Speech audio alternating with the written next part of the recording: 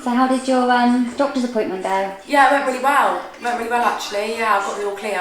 Well, that's good. Yeah, really happy about that. Good. Obviously I had my operation. Yeah. And then I had to wait for my results to come back. So I had to drive all the way back up to London where I had my operation. And had to wait to find out if I needed chemotherapy or radiotherapy.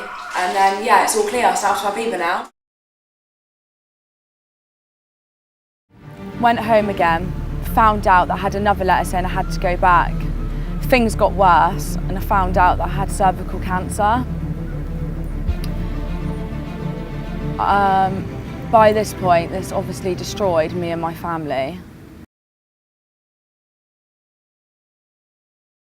So finally the day came where it was the day to go back to London, which obviously another 5.5 hours drive felt like all day.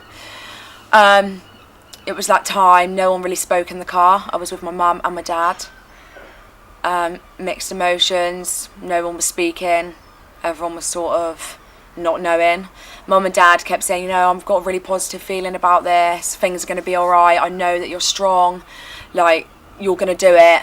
But I was still just feeling like, you know, I always get bad luck. Something always goes wrong for me. Nothing ever goes straight forward. So, yeah, I went there, sat in the waiting room. I think my appointment was about 20 minutes late as well, so I'm constantly like looking at the time. Come on, what's going on? Anyway, they called me in. I was like, all right, here we go. This is it. Big moment in my life. What's going to happen? Got called into the room. Sat down, and the first thing he said to me was, so how are you feeling? How do you feel? And I just said, look, can we just do that after? Just tell me the results, I want to know, I've been waiting for ages. Still sleepless nights going on, I need to know. So he just went, yeah, you've got the all clear, it's done. So I was like crying, my mum was crying, my dad was crying, we was all crying and hugging, and it was like the best feeling in the world for me. My surgeon was even looked like he was going to cry and had tears in his eyes. I was so happy. I was just like, I just wanted to leave and go, right, just don't tell me the rest, like I'm off. But yeah, I sat and spoke to him, he just told me everything.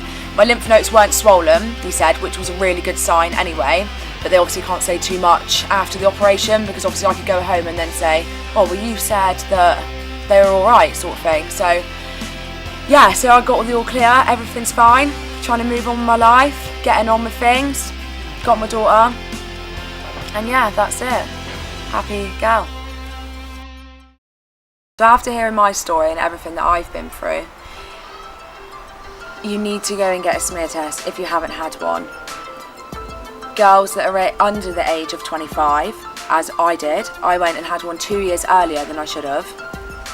If you feel anything's wrong, you know your body. If you've got any gut feeling or symptoms, anything at all, you must go and get yourself checked. It's really important.